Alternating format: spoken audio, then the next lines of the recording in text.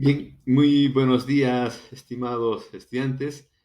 Iniciamos nuestras jornadas de carreteras 1 hoy para poder estudiar las secciones transversales, es decir, el tercer elemento más importante. Hemos estudiado el diseño geométrico en planta, el diseño geométrico en perfil y hoy nos toca estudiar las secciones transversales, es decir, el diseño geométrico en transversal. Vamos a estudiar todos los elementos de las secciones transversales, vamos a conocer los cálculos de áreas por diferentes métodos y finalmente la planilla de cuantificación de volúmenes de obra, ¿no? Bien, entonces una sección transversal tipo, ¿sí? Tal cual como se está viendo en la gráfica inferior, la primera gráfica inferior izquierda. Entonces tenemos el terreno natural, ¿sí? La sección en metros, en las abscisas, y en las ordenadas las elevaciones, ¿no? Entonces tenemos el terreno natural y por supuesto los diferentes cortes que vamos a realizar. Entonces nuestra sección tipo, la sección transversal tipo, y aquí ya se puede verificar que efectivamente tenemos el terreno natural. Vamos a hacer corte, ¿no? Aquí también hay otro corte, ¿sí? Para poder llegar a nuestra rasante, digamos, ¿no? De nuestra sección tipo, ¿no? Ya en nuestro gráfico ya tenemos prácticamente la calzada.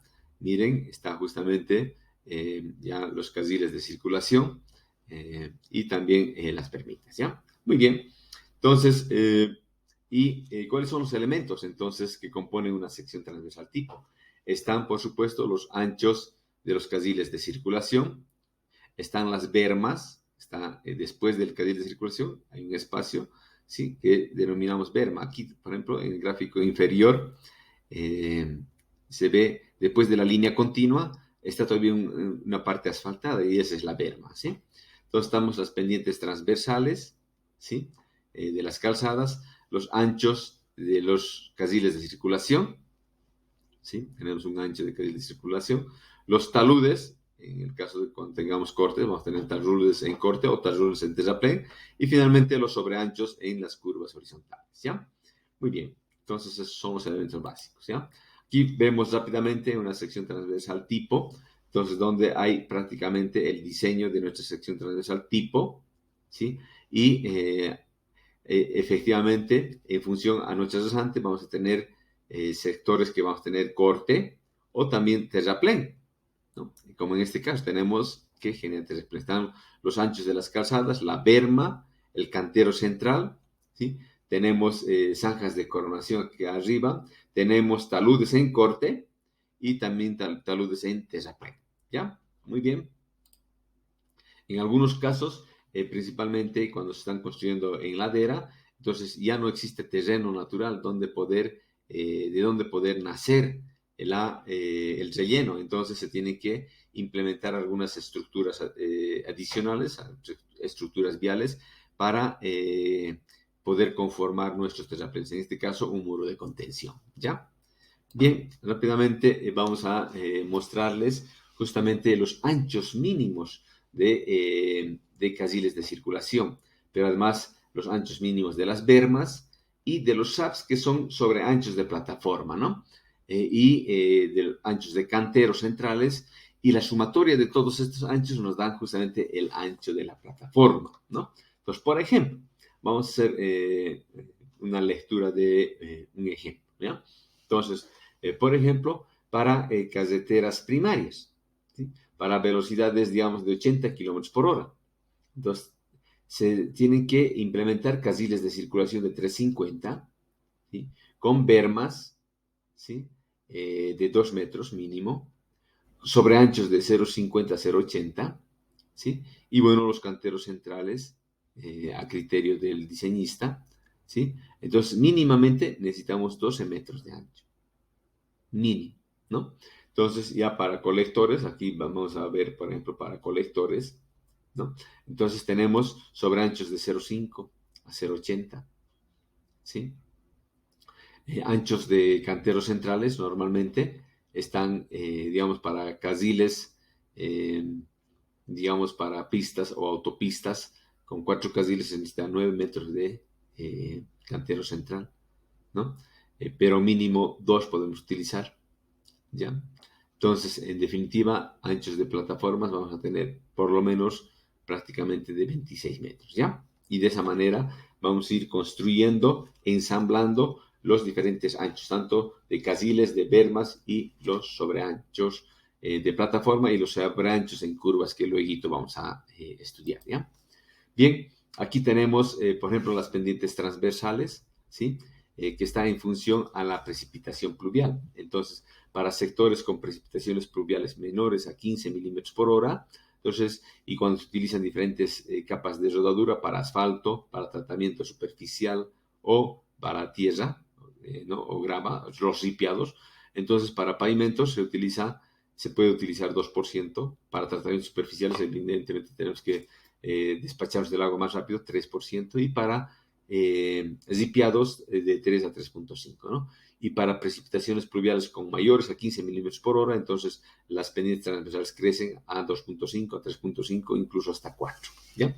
Los anchos de canteros centrales para autopistas, para autorrutas y para colectores, entonces tenemos para diferentes velocidades, ¿no? Entonces tenemos mínimamente 4 metros para autopistas, para autorrutas, para 80 kilómetros, por lo menos deberíamos tener mínimamente 3 metros de separador central, ¿ya? Muy bien. Entonces, ¿cuáles son las funciones de estos canteros centrales? ¿Sí? Entonces, miren, el cantero central o separador central o jardinera central sirve para, digamos, evitar muchas dificultades al tránsito. Una de ellas, por ejemplo, nos sirve para poder dividir el sentido de circulación, de distinto sentido de circulación. También nos sirve para proporcionar un espacio de seguridad cuando un vehículo puede perder el control, ¿no? También nos sirve para poder generar, ¿sí?, los carriles de refugio de giro a la izquierda, ¿sí? Para disminuir también, nos sirven para disminuir también el tema del encandilamiento en operaciones nocturnas, ¿sí? Miren cuántas funciones tiene el cantero central. Pero además de aquello, también al momento de diseñar, tenemos que considerar algunos aspectos, ¿no? Que, por ejemplo, es importante que tenga el mayor ancho posible. Los canteros centrales de ancho reducido deben contener algunas islas de controles o defensas, ¿no? Como en este caso, ¿sí? O los New Jersey, ¿sí? Los proyectos de canteros centrales deben proveer la colocación de cortinas. Cuando es muy angosto, entonces estas son las cortinas para evitar el encandilamiento, ¿sí? Muy bien. Pero además de aquello, también quiero mostrarles los carriles auxiliares complementarios, como son, por ejemplo, para paradas, digamos, eventuales de emergencia, o también para las paradas de autobuses. Entonces tenemos una entrada, ¿sí?, un abocinamiento, un sector de parada, y luego para la salida, ¿no?, un otro abocinamiento, ¿ya? Estos pueden utilizarse en la ubicación de los caminos bidireccionales, siempre tienen que estar separados, ¿no?, de una distancia mínima de 100 metros, no pueden estar frente a frente, ¿ya? En tamaño más grande, de esta forma, por lo menos 15 metros de abocinamiento, 15 metros para el estacionamiento y otros 20 para el carril de aceleración, ¿ya? Muy bien, algunas cunetas tipos en las secciones transversales, circulares, trapezoidales, de esta forma, y también algunos casos, siempre debajo de las cunetas es recomendable colocar estos drenes franceses, ¿ya? Muy bien. Finalmente, tenemos los sobreanchos en las calzadas. Generalmente los sobreanchos se generan en plenas curvas.